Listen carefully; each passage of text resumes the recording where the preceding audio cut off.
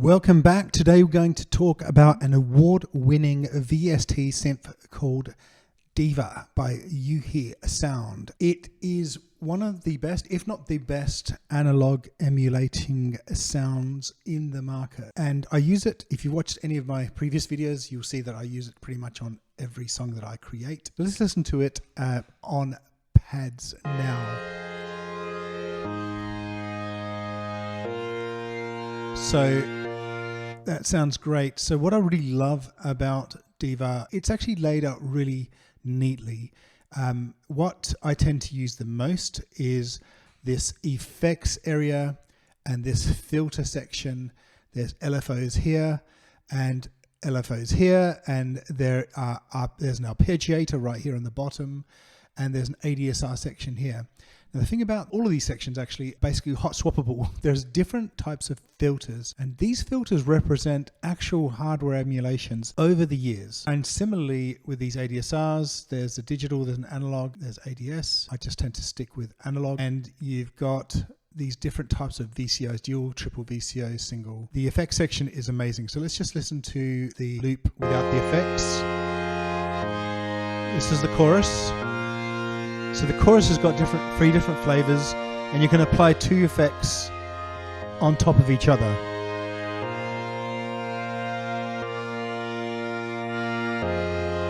And this is just a quick run through. I'm not going to go through every single detail of Diva. I just want to quickly run through it. So you can just see that there are 5 different effects, all with different flavors. So well, actually delay is just delay. So let's listen to delay, because that's really nice too.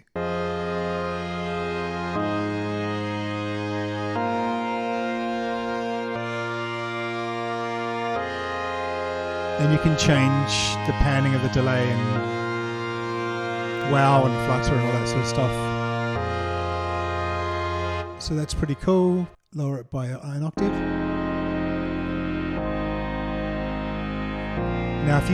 Now we're just going to look at the filters. So you can get some really smooth analog filter sounds, really warm sounds. And they're pretty good. Then obviously they're not analog, but they're pretty close. And you can actually automate every single aspect of it, like you would expect with a VST. But the automation for Diva sounds incredible.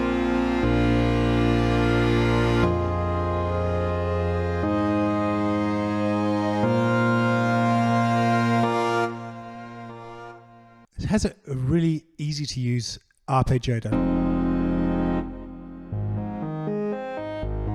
So it's got these different modes. It's got one called played, which basically is the first note to the last note, the way it's played basically. And you got up, down, standard arpeggiator modes, and random. You can go up to 4 octaves. You can start in different positions. This is the 4th note in the bar. And you can get some pretty interesting sounds doing that.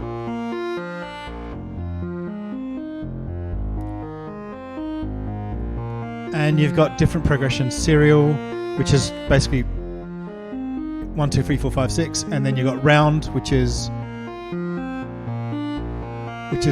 starting at the start and going back to the start, end, start, and repeat.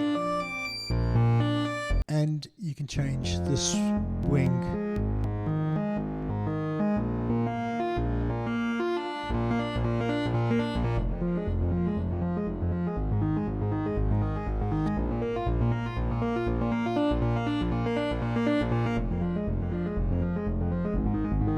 And multiply is just how many times it goes through the clock. I said before, the bass sounds really cool as well. Now, there's quite a lot of really cool bass presets, so let's just check them out. I'm not going to play them all. I did load one up a bit earlier, and this is how it sounds. I just put a kickstart sidechain sound to it. And what it's got on it is some cut off automation. No, actually it doesn't. So let's just do that now.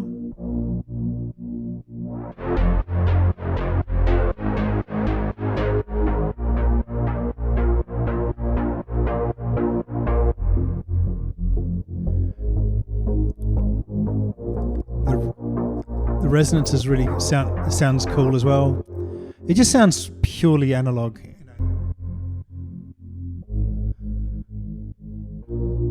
And you can get some real control with the ADSR.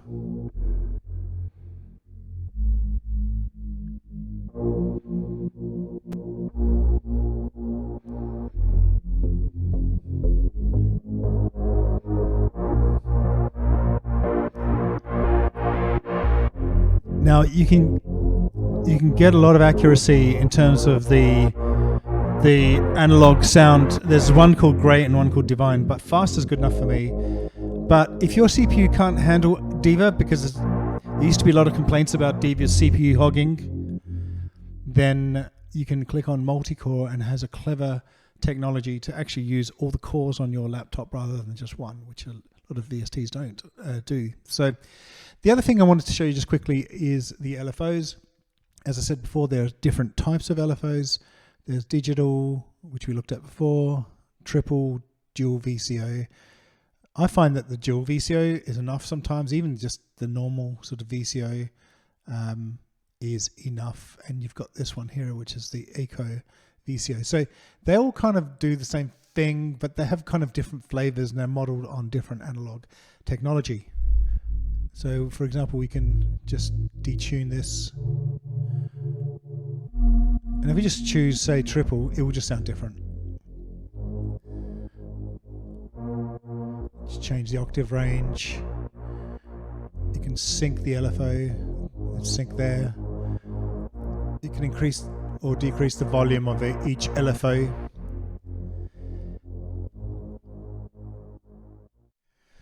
So we've got the bass, we've got the chords, and let's just hear what it sounds like together with the beat. You see the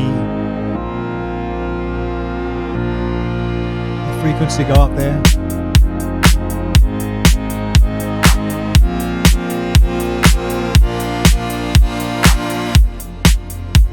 Let's just get the arpeggiator going now.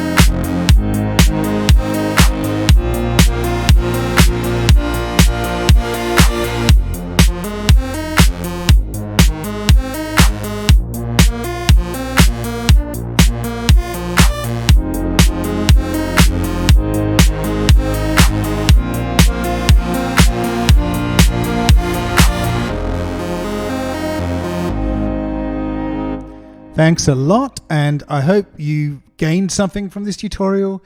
If you didn't and you've still got some more questions, please put them in the comments and I'll be very happy to help. So thanks a lot. Catch ya.